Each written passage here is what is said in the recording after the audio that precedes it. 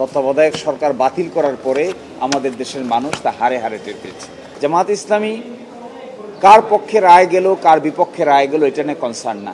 আমরা আজকে আদালতকে যেটি বলেছি যে তত্ত্বাবধায়ক সরকারের ধারণা বাংলাদেশের রাজনৈতিক ইতিহাসে এটি একটি অনন্য ধারণা, যেটি একটি ইউনিক এক্সাম্পল, এবং এটিকে কেন্দ্র করে বাংলাদেশে একটি ঐকমত্য প্রতিষ্ঠিত হয়েছিল। আজও সেই ঐকমত্য আছে কেয়ারটেকার গভর্নমেন্ট সিস্টেমকে পুনঃপ্রবর্তনের জন্য।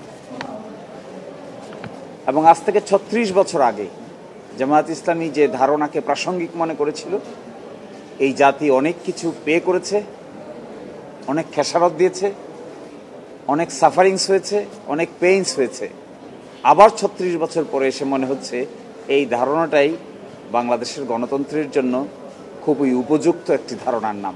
কখনো যদি কোনো জাতীয়ভাবে কোনো জাতির নেতৃত্বরা খামখেয়ালি সিদ্ধান্ত নেন, তাহলে সেই দেশের মানুষের কি হয়? তত্ত্বাবধায়ক সরকার বাতিল করার পরে আমাদের দেশের মানুষ তা হারে হারে টের পেয়েছে। এবং বিগত ১৭ বছরে এই কেয়ারটেকার গভর্নমেন্ট সিস্টেমকে বাতিল করে যে ধরনের কনসিকুয়েন্স হয়েছে, এই জাজমেন্ট দেওয়ার সময় অনেক সিনিয়র আইনজীবী এবং মাইনরিটি জাজেস ৩ জন সকলেই বলেছিলেন যে এই ব্যবস্থাটা যদি বাদ করা হয় তাহলে কি কি ঘটতে পারে। তারা যা যা বলেছিলেন ঘটতে পারে, তার প্রত্যেকটি ঘটনাই বিগত ১৫ বছরে একটার পর একটা ঘটেছে।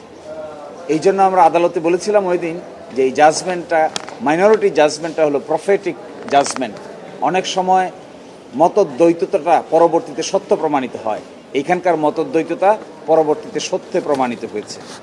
আমরা আজকে আদালতকে বলেছি যে তত্ত্বাবধায়ক সরকার বাতিল করা এটিও একটি পলিটিক্যাল নেতৃবৃন্দের দূরদর্শিতার মারাত্মক অভাবের ফল, এবং এটিকে বাতিল করে যে কনসিকোয়েন্স তৈরি করা হয়েছে, এই কনসিকোয়েন্সের খেসারত আমাদের দেশকে দিতে হয়েছে অনেক দিন। আমরা চাই এটা এখানেই শেষ হোক। আমরা এটাও বলেছি জামাত ইসলামী কার পক্ষে রায় গেল কার বিপক্ষে রায় গেল এটা নিয়ে কনসার্ন না। আমাদের পক্ষে রায় গেল কিনা এটা নিয়েও আমরা কনসার্ন না, আমাদের বিপক্ষে রায় গেল কিনা এটা নিয়েও আমরা কনসার্ন না।